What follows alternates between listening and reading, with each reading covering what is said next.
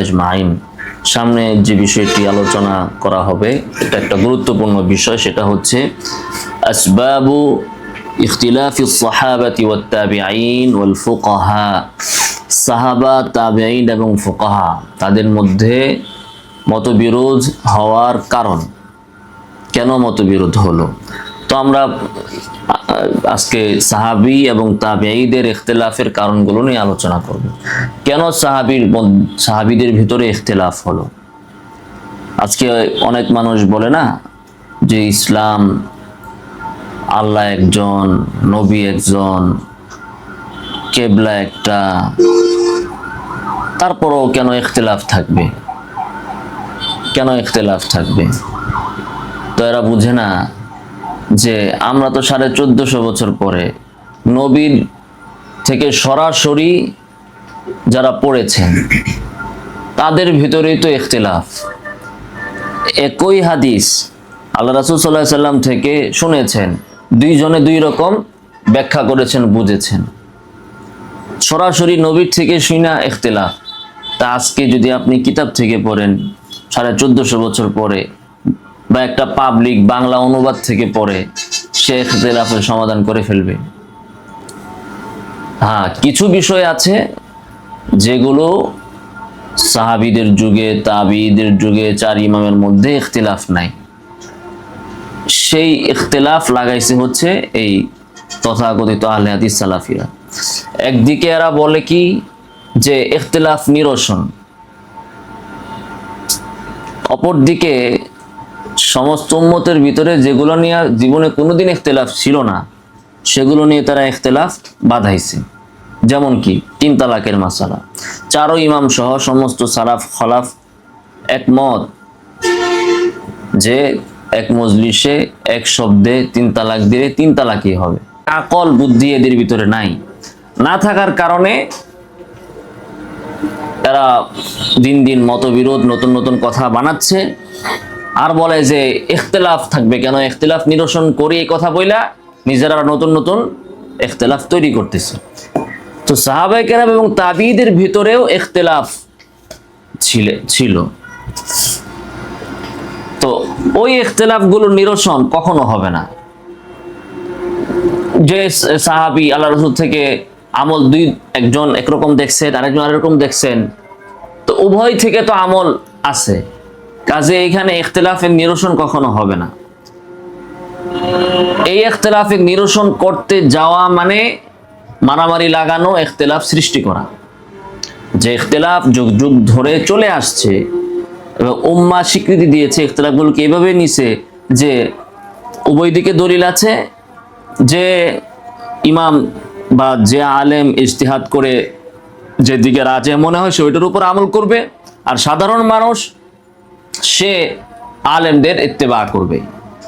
এইভাবে সমস্ত উম্মাহ সিদ্ধান্ত দিয়েছে। এই সিদ্ধান্তকে লঙ্ঘন করে বর্তমানে তথাকথিত সালাফি আহলে হাদিসরা এই যে মারামারি বিভেদ লাগাইছে, এই ইখতিলাফকে নিরসন করতে চেয়ে, এই ইখতিলাফ কখনো কি হবে না, নিরসন হবে না। অপরদিকে এরা যে ইখতিলাফ নতুন করে শুরু করেছে, যে বিষয়ে সাহাবীদের ইখতিলাফ নাই, তাবিঈদের ইখতিলাফ নাই, বা জুমহুর সাহাবী একদিকে চলে গেছে, একজন দুইজনের কথা তো ভিন্ন। একজন দুইজন, ইবনে আব্বাস বলছেন নিকায়ে মুতা জায়েজ, তাই বলে কি জায়েজ হয়ে যাবে? ইবনে আব্বাস থেকে বর্ণনা আছে। একজন দুইজন যেদিকে ভিন্নতা পোষণ করেছেন সেটা তো ইজমার মানে না। তো যে ক্ষেত্রে ইখতিলাফ কারো ছিল না, ওই বিষয়ে বর্তমান যদি কেউ ইখতিলাফ করে, ওই ইখতিলাফ বর্জনীয়, ওই ইখতিলাফে কোনো ধর্তব্য নাই। 4 মাযহাব যেখানে একমত পোষণ করেছে, এরকম বিষয়ে বর্তমানে এসে যদি কেউ ইখতিলাফ মতবিরোধ করে, এটা কোনো ধর্তব্য না। আর যে বিষয়ে ওনাদের ভিতরে ইখতিলাফ ছিল, এই বিষয়ে বর্তমানে ইখতিলাফের নিরসন করতে আসাটাই মানে হচ্ছে একটা ভণ্ডামি এবং প্রতারণা, উম্মাহকে বিভক্ত করা। যেমন সালাফিরা করে, আহলে হাদিসরা করে। আরব কান্ট্রির 2-1 আছেন আলবানী সহকারে, এমন একজন কিতাব লিখছে ফিকহুস সুন্নাহ, কিতাবের নাম দিছে কি ফিকহুস সুন্নাহ।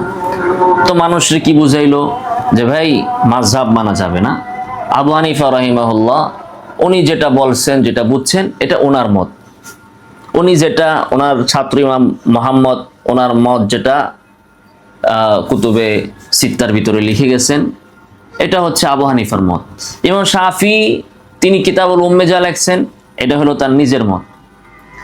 ইমাম মালিকের আল মুদাওয়ানাতে ইমাম মালিক থেকে যা লেখা হয়েছে এটা ইমাম মালিকের মত। ইমাম আহমদ ইবনে হাম্বল সম্পর্কে আল মুগনিতে যা লেখা হয়েছে এটা ইমাম আহমদ ইবনে হাম্বলের মত। আমাদের কি করতে হবে? তাদের কারো মত মানা যাবে না। কি করতে হবে? আমাদের কি করতে হবে? কোরআন এবং সুন্নাহ মানতে হবে। কোরআন এবং সুন্নাহ কোনটা? এই যে আমি ফিকহু সুন্নাহ কিতাবে যা লিখলাম এটা হলো কোরআন এবং সুন্নাহ।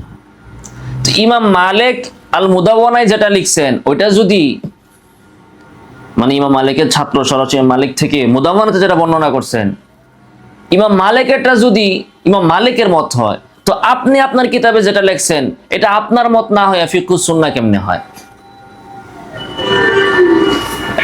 বললো যে আবু হানিফার মাযহাব, মাযহাব মানে কি মত, আবু হানিফার মত নেওয়া যাবে না, তাই মত নিতে হবে কার? কোরআন এবং সুন্নাহ। ঠিক আছে, কোরআন এবং সুন্নাহ নিব। এখন আব্দুর রাজ্জাক বিন ইউসুফ সাহেবকে জিজ্ঞাসা করা হলো যে হুজুর এই মাসালাতে মতামত কি? উনি বললেন যে এই মাসালাতে মতামত হচ্ছে এইটা। তো কোরআন সুন্নাহ কি কই হইলো? এটা তো তার মত না হইলো। তা আবু হানিফার মত নেওয়া যাবে না, ইমাম শাফির মত নেওয়া যাবে না, তারটা নেওয়া যাবে না, তারটা নেওয়া যাবে না, আপনাদেরটা কেমনে নেওয়া যাবে? বলে যে আমাদেরটা কোরআন সুন্নাহ থেকে। তো আবু হানিফা, শাফি, মালিক তারা কই থেকে বলছে? বাইবেল থেকে, ইনজিল থেকে?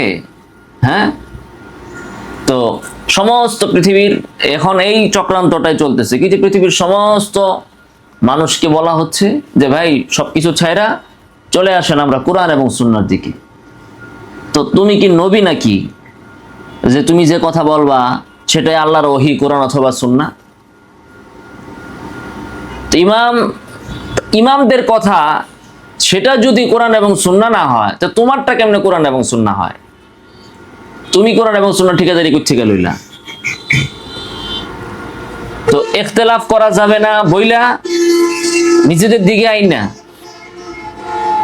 নিজের কথাই প্রচার করতেছে, মাযহাব থেকে চুরি করে বলতেছে মুজাফফর বিন মুহসিন, এবং চুরিও করতে পারে না, ভুল বলতেছে। আব্দুর রাজ্জাক বিন ইউসুফ জিজ্ঞেস করা হচ্ছে যে কোন ব্যক্তি যদি ইচ্ছাকৃত নামাজ ছেড়ে দেয় তার হুকুম কি? তিনি বলছেন ইচ্ছাকৃত যদি কেউ নামাজ ছেড়ে শয়তানি কইরা সে কাফের হবে না, গুনাহগার হবে। মাসলা তো ঠিক বলছে, বলছে কই থেকে? কোরআন এবং সুন্নাহ। কোরআন সুন্নাহর কোথাও আসেনি এই কথা স্পষ্টভাবে, বরং হাদিসে আছে মান তারাকা সলাতা ফাকাদ কাফারা। উনি বলতেছে কাফের হবে না, কই থেকে বলছে? ইমামদের বক্তব্য থেকেই বলছে। তো মানুষেরে কইতেছে ইমামদের বক্তব্য নেওয়া যাবে না, মাযহাব নেওয়া যাবে না, মানা যাবে না, নিজে কিন্তু ওই মাযহাব থেকে দেখেই মাযহাবের কিতাব পড়াই, কোন কিতাব পড়া ওনারা ফতোয়া দেয়? হয়তো আহমদ ইবনে হাম্বলের মাযহাবের কিতাব, নাইলে শাফি মাযহাবের কিতাব, নাইলে হানাফি মাযহাবের কিতাব, নাইলে মালিকি মাযহাবের কিতাব। বলে যে মাযহাব মানা যাবে না, উম্মতের এগুলো বইলা নিজেরা তো মাযহাবের কিতাবই পড়ে, মাযহাবের কিতাব পড়া ফতোয়া দিচ্ছে। এই জায়গায় আবার এসে মুজাফফর বিন মুহসিন বলতেছে যে না সে কাফের, যে নামাজ একক তো ছেড়ে দিল, এমনকি কাজা করলো উজুর ছাড়া, সে কাফের হয়ে গেছে এবং তাকে কি করতে হবে? হত্যা করে ফেলতে হবে। দলিল তো দেয়ই না। এটা কি বলতেছে? পৃথিবীর সমস্ত ইমামদের মত। তাহলে মানুষের বলতেছে কোরআন এবং সুন্নাহ, কারো মতটত নেওয়া যাবে না, নবীর কথা ছাড়া কারো কথা মানি না। এইখানে এসে আবার কি বলতেছে?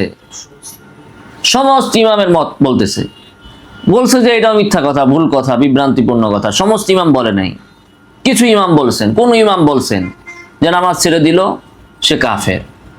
আবু হানিফা রাহিমাহুল্লাহ বলেন নাই, আরো অনেকেই বলেন নাই। হত্যা করা হবে কিনা এই বিষয়ে অনেকেই বলেন নাই। তাহলে এখানে এসা বলে দিল কি সমস্ত ইমামরা বলছে? তো সমস্ত ইমাম তো বলেই নাই, যেই বলছে আপনি তার মত কেন নিবেন? সরাসরি কোরআন এবং সুন্নাহ আপনি মানবেন, তো ইমামদের মত নেন কেন? তাদের কিতাব পড়েন কেন?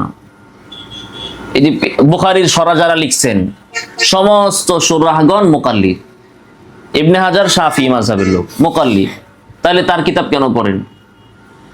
পড়া যাবে? মুকাল্লিদ মানে মুশরিক, তাদের ভাষ্য অনুযায়ী তাদের কিতাব কেন পড়বে?